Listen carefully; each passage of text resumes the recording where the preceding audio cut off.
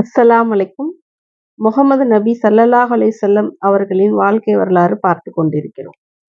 சென்ற தொடரில் நபி அவர்களிடம் குர்ஆன் வசனங்களை கொஞ்சம் மாத்தி அமைக்க முடியுமா எங்களுக்காக ஏதேதோ சொல்லி பார்த்தார்கள். கடைசியில் குர்ஆன் வசனத்தையே மாற்ற சொல்லி கேட்டார்கள். அதற்கு அல்லாஹ் வஹி மூலம் இறக்கிய வசனங்கள். நாம் உங்களுக்கு வஹி மூலம் அறிவித்ததை நீங்கள் விட்டுவிட்டு அது அல்லாததை நம்மீது நீங்கள் பொய்யாக கற்பனை செய்து கூறும்படி உங்களை அவர்கள் திருப்பிவிட இருந்தார்கள். அவ்வாறு நீங்கள் செய்திருந்தால் உங்களை அவர்கள் தங்கள் நண்பராக எடுத்துக் கொண்டிருப்பார்கள். உங்களை நாம் உறுதியாக்கி வைக்காவிடில் நீங்கள் ஒரு சிறிதேனும் அவர்கள் பக்கம் சாய்ந்திருக்க கூடுமாயிருந்திருக்கும். அவ்வாறு நீங்கள் சாய்ந்திருந்தால் அந்த நேரத்தில் நீங்கள் உயிராக இருக்கும்போதும் நீங்கள் மரணித்த பின்னரும் 2 மடங்கு வேதனையை சுவைக்கும்படி நாம் செய்திருப்போம். அதன் பின்னர் நமக்கு எதிராக உங்களுக்கு உதவி செய்வர் ஒருவரையும் நீங்கள் காண மாட்டீர்கள். அல் குர்ஆன் 17வது சூரா 73, 75 வசனங்கள். மறு ஆலோசனை. எல்லா பேச்சுவார்த்தைகளிலும் பேரங்களிலும் அனுசரித்தலிலும் குறைஷிகள் தோல்வியடைந்தது. என்ன செய்வதென்று புரியாமல் திகைத்திருந்தபோது அவர்களில் ஒரு சைத்தான் லர் இப்னு அல் ஹாரிஸ் என்பவன் ஒரு ஆலோசனையை கூறினான். குறைஷியர்களே, உங்களுக்கு ஏற்பட்டுள்ள பிரச்சினைக்கு எந்த ஒரு தீர்வையும் உங்களால் கொண்டு வர முடியவில்லை. முஹம்மது உங்களிடம் வாலிபராக இருந்தபோது உங்களின் அன்புக்குரியவராகவும் பேச்சில் உங்களில் உண்மையாளராகவும் அமானிதத்தை அதிகம் பேணுவராகவும் இருந்தார். ஆனால் அவர் முதிர்ச்சியடைந்த இம்மார்க்கத்தை கொண்டு வந்தபோது நீங்கள் அவரை சூனியக்காரர் என்று கூறினீர்கள். ஆனால் அல்லாஹ்வின் மீது சத்தியமாக அவர் சூனியக்காரராக இருக்க முடியாது. சூனியக்காரர்களைப் பற்றியும் அவர்களில் ஊதுதல் முடிச்சுகளைப் பற்றியும் நாம் நன்கறிவோம்.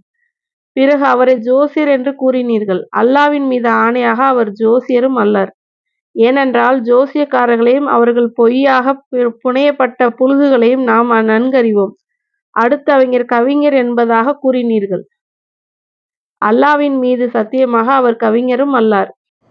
ஏனென்றால் கவியையும் அதன் பல வகையையும் நான் பார்த்திருக்கிறோம். நீங்கள் அவரை பைத்தியக்காரர் என்று கூறினீர்கள். அல்லாஹ்வின் மீது ஆணையாக அவர் பைத்தியக்காரரும் அல்லார். பைத்தியத்தை நாம் பார்த்திருக்கிறோம். ஆனால் இவருக்கு பைத்தியத்தின் எந்த குழப்பமும் ஊசலாட்டமும் இல்லை. குறைஷிகளே, உங்களது திறமையை நன்கு யோசித்துக் கொள்ளுங்கள். நிச்சயமாக அல்லாஹ்வின் மீது ஆணையாக உங்களுக்கு ஏதோ மிகப்பெரிய சிக்கல் ஏற்பட்டிருக்கிறது என்று அவன் கூறி முடித்தான். எல்லா எதிர்ப்புகளுக்கும் சவால்களுக்கும் அசைந்து கொடுக்காமல் நபி ஸல்லல்லாஹு அலைஹி வஸல்லம் அவர்கள் உறுதியாக இருந்தார்கள். அனைத்து ஆசாபாசங்களையும் தூக்கி எறிந்தார்கள். எந்த நிலையிலும் தடுமாறவில்லை. மேலும் அவர்களிடம் உண்மையை, ஒழுக்கம், பேணுதல், சிறந்த நற்பண்புகள் ஆழமாக கொடிகொண்டிருந்தன. இதை கண்ட இணை வைப்பவர்களுக்கு முஹம்மது உண்மையிலே தூதராக இருப்பாரோ என்ற சந்தேகம் வலுத்தது. எனவே யூதர்களுடன் தொடர்பு கொண்டு முஹம்மதை பற்றி உறுதியாக தெரிந்து கொள்ளலாம் என்று முடிவு செய்தனர்கள். லர் இப்னு ஹாரிஸ் அவர்களுக்கு ஏற்கனவே மேற்கூறியவாறு உபதேசம் செய்திருந்தான். அவனையே மற்ற ஒருவருடன் சேர்த்து மதீனாவில் உள்ள யூதர்களிடம் அனுப்ப முடிவு செய்தனர்கள். லர் இப்னு ஹாரிஸ் மதீனா சென்று அங்குள்ள யூத அறிஞர்களை சந்தித்து நபி ஸல்லல்லாஹு அலைஹி வஸல்லம் அவர்களை குறித்து விவாதித்தான். அவர்கள் நீங்கள் கூறுவதிலும் முன்னொரு காலத்தில் வாழ்ந்த குறிப்பிட்ட வாலிபர்களை பற்றி ஏதாவது செய்தி தெரியுமா? ஏனென்றால் அவர்கள் பற்றி ஒரு ஆச்சரியமான செய்தி இருக்கிறது. அவர்கள் என்னவானார்கள்? பூமியில் கிழக்கு மேற்கு பகுதிகளெல்லாம் சுற்றி வந்த ஒருத்தரை பற்றி செய்தி தெரியுமா? நூஹ் உயிர் என்றால் என்ன? இந்த 3 கேள்விகளையும் கேளுங்கள்.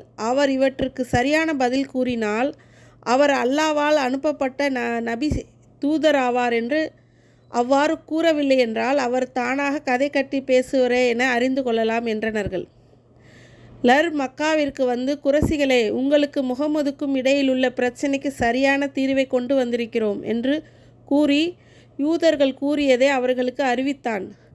குறைஷியர்கள் நபி ஸல்லல்லாஹு அலைஹி வஸல்லம் அவர்களிடம் சென்று 3 கேள்விகளையும் கேட்டனர்கள். அவர்கள் கேட்ட சில நாட்களுக்கு பிறகு கஃப் என்ற அத்தியாயம் அருளப்பட்டது. அதில் குகைவாசிகளாகிய அவ்வாலிபர்களின் வரலாறும் பூமியை சுற்றி வந்த துல்கர்னன் என்பவர் சரித்திரமும் தெளிவாக விவரிக்கப்பட்டது. ரூஹை பற்றிய பதில் குரானில் இஸ்ரா என்ற அத்தியாயத்தில் இறங்கியது. இதைத் தொடர்ந்து குறைஷிகள் நபி ஸல்லல்லாஹு அலைஹி வஸல்லம் அவர்கள் உண்மையாளராகவே சத்தியத்தில் உள்ளவராகவே என்பதையும் தெளிவாக தெரிந்து கொண்டனர்கள். ஆனாலும் அநியாயக்காரர்கள் ஏற்க மறுத்தனர்கள். நபி ஸல்லல்லாஹு அலைஹி வஸல்லம் அவர்கள் அழைப்பு பணிக்கு இணை வைப்பவர்கள் செய்த எதிர்ப்பின் ஒரு சிறு பகுதியே இதுவரை நாம் கூறியது. பல வகைகளில் முயன்றார்கள். படிப்படியாக பல வழிகளை இதுவும் அல்லாமல் மாற்றிக்கொண்டே இருந்தனர்கள். வன்மையை அடுத்து மென்மை, மென்மையை அடுத்து வன்மை, சர்ச்சையை அடுத்து சமரசம், சமரசத்தை அடுத்து சர்ச்சை, எச்சரித்தல், பிறகு ஆசையூட்டுதல், ஆசையூட்டுதல், பிறகு எச்சரித்தல், ஊளையிடுதல், பிறகு அடங்குதல், தர்க்கித்தல், பிறகு நயமாக பேசுதல், நபி ஸல்லல்லாஹு அலைஹி வஸல்லம் அவர்களை விட்டு கொடுக்க வேண்டுதல், பிறகு தங்களே விட்டு கொடுத்தல், இவ்வாறு கொஞ்சமும் முன்னேறுதல், உடனே பின்வாங்குதல் என்று என்ன செய்வதென்றே புரியாமல் நிலை தடுமாறி நின்றார்கள். ஆனால் நபி ஸல்லல்லாஹு அலைஹி வஸல்லம் அவர்களின் வாழ்வில் குறுக்கிடாமல் ஒதுங்கி கொள்ளவும் அவர்களுக்கு கசப்பாக இருந்தது. அவர்களின் நோக்கமே இஸ்லாமிய அழைப்பை அழிப்பதும் இறை நிராகரிப்பை வளர்ப்பதும் தான். பல வழிகளில் அவர்கள் முயன்றும் பல தந்திரங்களை கையாண்டும் அனைத்திலும் அவர்கள் தோல்வியே கண்டனர்கள். இறுதியாக வாளெடுப்பதை தவிர வேறு அவர்களுக்கு முன் வேறு வழி தோன்றவில்லை. ஆயினும் வாளேந்தல் பிரிவினை அதிகமாக்கலாம், உயிர் பலிகள் ஏற்படலாம் என்பதால் என்ன செய்வதென்றே தெரியாமல் பெரும் குழப்பத்தில் தத்தளித்தனர்கள். அபுதாலிப்பின் முன்னெச்சரிக்கை. குறைஷியர்கள் நபி ஸல்லல்லாஹு அலைஹி வஸல்லம் அவர்களை கொன்று விடுவதற்காக தங்களிடம் ஒப்படைக்க கோரிய அதே சமயத்தில் உக்பா, அபுஜஹல் போன்றவனின் செயல்கள் மூலம் எந்த எண்ணமும் அவர்களிடம் உறுதியாக இருக்கிறது என்பதை அபுதாலிப் நன்கு உணர்ந்து கொண்டார்.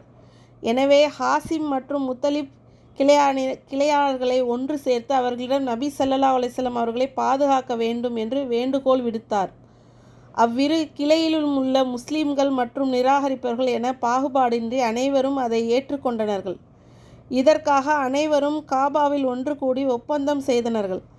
ஆனால் அபுதாலிப்பின் சகோதரன் அபுலஹப் இதற்கு உடன்படாமல் அவர்களை விட்டு பிரிந்து மற்ற குறைஷிகளுடன் சேர்ந்து கொண்டான். முழுமையாக ஒதுக்கி வைத்தல். தீய தீர்மானம்.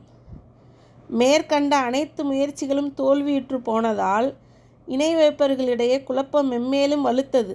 ஹாசிம் கிளையாரும் முத்தலிப் கிளையாரும் நிலைமையை எதுவாயினும் நபி ஸல்லல்லாஹு அலைஹி வஸல்லம் அவர்களை பாதுகாத்தே தீர்வது என்பதில் உறுதியாக இருந்ததை கண்ட இணை வைப்பவர்கள் அனைவரும் முஹாசிப் என்ற பள்ளத்தாக்கில் உள்ள கினா கிளையாரின் இடத்தில் ஒன்று கூடி ஆலோசித்து பல தீர்மானங்களை போட்டனர்கள்.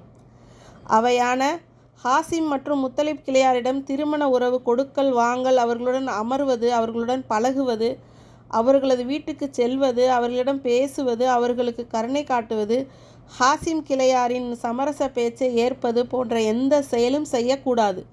முகமதை அவர்கள் நம்மிடம் ஒப்படைக்கும் வரை நாம் இதை கடைபிடிக்க வேண்டும் என்று தீர்மானம் எழுதினார்கள். இவ்வாறு உடன்படிக்கை இப்னு அமீர் இப்னு ஹாசிம் என்பவன் எழுதினான். நபி ஸல்லல்லாஹு அலைஹி வஸல்லம் அவர்களின் சாபத்திற்கு ஆளான இவனது கை சூம்பிவிட்டது. சாஹுல் புகாரி. இந்த உடன்படிக்கை எழுதப்பட்டு காபாவில் தொங்கவிடப்பட்டது. ஹாசிம் முத்தலிப்பின் கிளையால் அபுலஹபை தவிர ஏனைய நிராகரிப்பவர்கள் மற்றும் முஸ்லீம்கள் என அனைவரும் அபுதாலிப் கணவாயில் ஒதுக்கி வைக்கப்பட்டனர்கள். இது நபித்துவத்தின் 7ஆம் ஆண்டு முஹர்ரம் மாதம் தலைப்பிறையில் நடந்தது. கணவாயில் அபுதாலிப் 3 ஆண்டுகள். இந்த காலகட்டத்தில் அவர்கள் இருப்பிலிருந்து உணவுகளும் தானியங்களும் முடிந்துவிட்டன. இணை வைப்பவர்கள் மக்காவுக்கு வரும் உணவுகளை எல்லாம் முந்தி சென்று வாங்கி கொள்வார்கள். இவர்கள் உண்ணுவதற்கு ஏதுமின்றி இலைகளையும் தோள்களையும் சாப்பிட்டு இக்கட்டுக்கு ஆளானார்கள். பசியினால் பெண்களும் சிறுவர்களும் அழுகுரல்களும் கணவாய்க்குள் வெளியிலும் கேட்கும். மிக இரகசியமாகவே தவிர எந்த உதவியும் அவர்களுக்கு கிடைக்காது. மதிப்புமிக்க மாதங்களில்தான் தங்களின் தேவைகளுக்குரிய சாமான்களை வாங்கி கொள்ள முடிந்தது. மக்காவுக்கு வரும் வியாபார கூட்டங்களிலிருந்து மக்காவிற்கு வெளியில்தான் அவர்களால் பொருட்கள் வாங்க முடிந்தது. இருந்தும் இவர்களால் வாங்க முடியாத அளவிற்கு மக்காவாசிகள் அப்பொருட்கள் விலைகளை உயர்த்தினார்கள். சில சமயம் ஹக்கீம் இப்னு ஹாசிம் தனது மாமி தந்தையின் சகோதரி கதிஜாவிற்காக கோதுமை மாவை எடுத்து செல்வார். ஒருமுறை அபுஜஹல் வழிமறித்து அவர் எடுத்து செல்வதை தடுத்து கொண்டிருந்தான். அபுயுக் தலையிட்டு அபுஜஹலிடம் அவரை காப்பாற்றினார். நபி ஸல்லல்லாஹு அலைஹி வஸல்லம் அவர்களின் மீது அபு தாலிபுக்கு எப்பொழுதுமே எதிரிகளை பற்றி அச்சம் இருந்தது. அதற்காக நபி ஸல்லல்லாஹு அலைஹி வஸல்லம் அவர்களை தனது விரிப்பில் தூங்கச் சொல்வார். அனைவரும் தூங்கிய பிறகு தனது பிள்ளைகளை அல்லது சகோதரர்கள் அல்லது தனது சிறிய பெரிய தந்தையின் பிள்ளைகளை ஆகியோரால் யாரையாவது ஒருவரை நபி அவர்களை படுக்க வைத்து தனது விரிப்பில் மாற்றி உறங்க வைத்துவிட்டு நபி ஸல்லல்லாஹு அலைஹி வஸல்லம் அவர்களை வேறு விரிப்பில் படுக்க வைத்து விடுவார்கள். மக்கள் தூங்குவதற்கு முன் கொலைக்காரர்கள் யாராவது நபி ஸல்லல்லாஹு அலைஹி வஸல்லம் அவர்களை கண்காணித்தால் அவர்களை திசை திருப்புவதற்காக இவ்வாறு செய்வார்கள். இந்த நிலையிலும் நபி ஸல்லல்லாஹு அலைஹி வஸல்லம் அவர்களுக்கும் முஸ்லீம்களுக்கும் ஹஜ்ஜுடைய காலங்களில் வெளியே புறப்பட்டு மக்களை சந்தித்து அவர்களை இஸ்லாமின் பக்கம் அழைப்பார்கள். இந்த நேரத்தில் அபுலஹப் செய்து வந்த செயல்கள் பற்றி முன்பே நாம் கூறியிருக்கிறோம். கிழிக்கப்பட்டது தீர்மானம். 2-3 ஆண்டுகள் இப்படியே உருண்டோடின. குறைஷிகள் இந்த ஒப்பந்தத்தை எழுதினாலும் அவர்கள் சிலர் இந்த ஒப்பந்தத்தை ஆரம்பத்திலிருந்தே வெறுத்தே வந்தனர்கள். இவ்வாறு வெறுத்தவர்கள்தான் இப்பத்திரத்தை கிழித்தெறிய முயற்சி எடுத்தனர்கள். இம்முயற்சி நபித்துவத்தின் 10ஆம் ஆண்டு முஹரம் மாதத்தில் நடந்தேறியது. ஹிசாம் இப்னு அம்மர் என்பவர்தான் இதற்கு காரணமாக இருந்தார். அவர் இரவில் மறைமுகமாக ஹாசிம் கிளையாருக்கு உணவு வழங்கி வந்தார். ஒரு நாள் அவர் ஜுஹைர் இப்னு அபு உமையா மக்சூமி என்பவரிடம் வந்தார். இவரது தாய் அப்துல் முத்தலிப்பின் மகள் ஆத்திகாவாகும். ஹிசாம், ஜுபைரே, நீ சாப்பிடுகிறாய், குடிக்கிறாய். உனது தாய் மாமன்கள் எவ்வாறு கஷ்டத்தில் இருக்கிறார்கள் என்பது உனக்கு நன்றாக தெரியும். இது உனக்கு சந்தோஷமாக இருக்கிறதா என்று கேட்டார். அதற்கு ஜுஹைர், நான் ஒருவன் என்ன செய்ய என்று கூறினார். அதற்கு ஷியாம், உனக்கு உதவ ஒருவர் இருக்கிறார் என்று கூற, யார் அவர் என்று வினாவினார். அது நான் தான் என்று கூறினார். அதற்கு ஜுஹைர், நீ 3வது ஒருவரை தேடு என்று கூறினார். முத்தியிம் இப்னு ஆதி என்பவரிடம் ஷியாம் சென்ற அப்து மனாஃப் மக்களான ஹாசிம், முத்தலிப் இருவரின் குடும்ப உறவுகளை இரத்த பந்தங்களை நினைவூட்டி, இவர்களுக்கு அநியாயம் செய்ய குறைஷிகளுக்கு நீ உடந்தையாக இருக்கிறாயா என பழித்து கூறியபடி, நான் ஒருவனாக இருந்து எனக்கு என்ன செய்ய முடியும் என்று கேட்டார். அதற்கு ஷியாம், உன்னுடன் 2ஆமானவரும் இருக்கிறார் என்று கூற, அதற்கு அவர் யார் என்று கேட்டார். அதற்கு ஷியாம், நான் தான் என்று கூறினார்.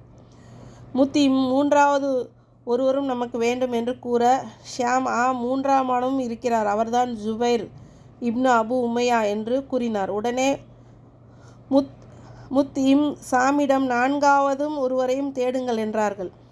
ஷியாம் அபுல் யுக்தியிடம் வந்து முத்துமிடம் பேசியது போன்றே பேசவே, இதற்கு யாராவது உதவி இருக்கிறார்களா என்று அவர் வினாவினார். அப்போது ஷியாம், ஆம், ஜுபைர், முத்தியும் நான் ஆகியோர் உம்முடன் இருக்கிறோம் என்றார்கள். ஷியாம் ஷாவிடம் வந்தார். அவருக்கு ஹாசிம் குடும்பத்திற்கு உள்ள உறவுகளையும் உரிமைகளையும் பற்றி அவரிடம் கூறவே, நீர் அழைக்கும் இக்காரியத்தில் வேறு யாராவது இருக்கிறார்களா என்று கேட்க, ஷியாம் ஆம் என்று கூறிய அனைவரது பெயர்களையும் கூறினார். இவர்கள் அனைவரும் ஹாஜூனுக்கு அருகில் ஒன்று கூடினார்கள். பிறகு ஒப்பந்த பத்திரத்தை கிழிக்க வேண்டும் என்று முடிவு செய்தபோது, இதை நானே முதலில் செய்வேன் என்று, இதை பற்றி நான் தான் முதலில் பேசுவேன் என்றார் ஜுபைர். காலையில் விடிந்ததும் அனைவரும் தங்களது சபைக்கு வந்தனர்கள். ஜுபைர் ஒரு முழு ஆடையை அணிந்து வந்தார். அவர் காபாவை 7 முறை வலம் வந்துவிட்டு மக்களை நோக்கி, மக்காவாசிகளே, நாம் சாப்பிடுகிறோம், ஆடைகளை அணிந்து கொள்கிறோம். ஹாசிமின் குடும்பமோ அழிந்து கொண்டிருக்கிறது. அவர்களிடம் யாரும் விற்பது கிடையாது, வாங்குவதும் கிடையாது. இது தகுமான செயலா? அல்லாவின் மீது சத்தியமாக உறவை துண்டிக்கும்படியான அநியாயமான இந்த ஒப்பந்த பத்திரத்தில் கிழித்தெறிக்கப்படும் வரை நான் உட்கார மாட்டேன் என்று கூறினார். பள்ளியின் ஓரத்தில் அமர்ந்த அபுஜஹல், நீ பொய்யுரைக்கிறாய், அல்லாவின் மீது சத்தியமாக நீ கிழிக்கப்படாது என்றான். ஜாம், அல்லாவின் மீது சத்தியமாக நீதான் மிக பொய்யன், நீ இதை எழுதியதே, அதில் எங்களுக்கு விருப்பமில்லை என்று கூறினார். அபுல் யுஹத், ஆம், ஜாம் உண்மையைத்தான் கூறுகிறார், அதில் எழுதப்பட்டிருக்கும் விஷயங்களுக்கும் எங்களுக்கு விருப்பமானதில்லை, அதை நாங்கள் ஏற்று கொள்ளவும் இல்லை என்று கூறினார். முத்தியும், ஆம், நாங்கள் இருவரும் உண்மையைத்தான் கூறுகிறோம், இதை தவிர யார் என்ன கூறினாலும் அவர் பொய்யரே. இந்த ஒப்பந்த பத்திரத்திலிருந்து அதில் எழுதப்பட்டுள்ளவற்றிலிருந்தும் அல்லாஹ்வுக்காக நாங்கள் விலகிக் கொள்கிறோம் என்று கூறினார்கள். ஷாம் இது போன்றே கூறி முடித்தார். இவ்வாறு ஒருவர் பின் ஒருவராக இதை கேட்டுக்கொண்டிருந்த அபுஜஹல், இது இரவிலே பேசி முடிவு செய்யப்பட்டது, வேறு எங்கோ இதை பற்றி ஒரு ஆலோசனை நடந்திருக்கிறது என்று கூறினான். பள்ளியில் ஓரத்தில் அபுதாலிப் அமர்ந்து இக்காட்சிகளை பார்த்து கொண்டிருந்தார். அப்பத்திரத்தில் அல்லாவின் பெயரை தவிர அதில் எழுதப்பட்ட அனைத்தும் கரையான் தின்று அழித்து விட்டது. இதை அல்லாஹ் தனது நபி ஸல்லல்லாஹு அலைஹி வஸல்லம் அவர்களுக்கு அறிவித்திருந்தான். நபி ஸல்லல்லாஹு அலைஹி வஸல்லம் அவர்களுக்கு முன் கூட்டியே இதை அபுதாலிபிடம் கூறியிருந்தார்கள். அபுதாலிப் குறைசிகளிடம், எனது சகோதரனின் மகன் இப்படியெல்லாம் கூறியிருக்கிறார். அவர் பொய்யராக இருந்திருந்தால் அவருக்கும் உங்களுக்கும் இடையில் நாங்கள் வழிவிட்டு விடுகிறோம். அவர் உண்மையாளராக இருந்தால் நீங்கள் எங்களுக்கு அநியாயம் செய்வதிலிருந்து எங்களது உறவுகளை துண்டிப்பதிலிருந்தும் விலகிவிட வேண்டும் என்று கூறினார்கள். அதற்கு அவர்கள், நிச்சயமாக நீர் ஒரு நீதமான விஷயத்தை தான் முன்வைத்தீர்கள் என்று கூறினார்கள். அபுஜஹலுக்கும் மற்ற கூட்டத்தாருக்கும் இடையில் பேச்சுவார்த்தை முடிந்தபோது முத்தியும் கௌபாவிற்குள் அதை கிழிப்பதற்காக சென்று பார்த்தபோது, பிஸ்மில்லாஹிமா என்று ஆரம்பத்தில் எழுதப்பட்டிருந்ததையும் அல்லாஹ் என்று எழுதப்பட்ட இடங்களையும் தவிர மற்ற அனைத்தும் கரையான் அறுத்து விட்டிருந்தது. பிறகு முழுவதுமாக அப்பத்திரம் கிழித்தெறிக்கப்பட்டது. நபி ஸல்லல்லாஹு அலைஹி வஸல்லம் அவர்களுடன் இருந்தவர்களும் கணவாயிலிருந்து வெளியேறி வந்தனர்கள். இணை வைப்பவர்கள் முஹம்மது ஸல்லல்லாஹு அலைஹி வஸல்லம் அவர்களின் நபித்துவத்தின் மிகப்பெரிய அத்தாட்சியை பார்த்தனர்கள். ஆனால் அவர்கள் எந்த அத்தாட்சியையும் கண்ட போதிலும் அதனை புறக்கணித்தது. இது சகஜமான சூனியம்தான் என்று கூறுகிறார்கள். அல் குர்ஆன் 54வது சூரா 2வது வசனம் என்று அல்லாஹ் கூறியதை போன்றே இருந்தது. அதாவது, அல்லாவின் அத்தாட்சிகளை புறக்கணித்து இவர்கள் நிராகரிப்பதைத்தான் அதிகமாக்கி கொண்டனர்கள். சாஹுல் புகாரி. இன்ஷா அல்லாஹ் அடுத்த தொடரை பார்க்கலாம்.